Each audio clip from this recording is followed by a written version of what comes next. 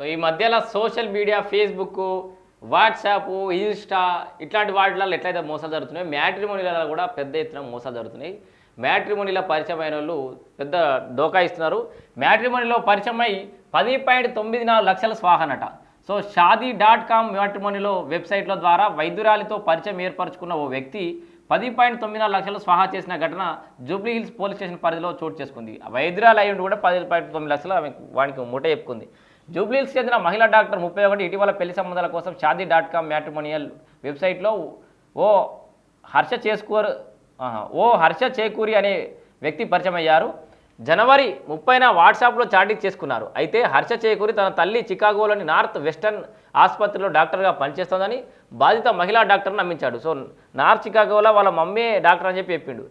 తమకు పెద్ద ఎత్తున వ్యాపారాలు ఉన్నాయని నమ్మబలికాడు. తమ బ్యాంక్ అకౌంట్స్ ఐటీ సీజ్ చేసిందని నమ్మించి 10.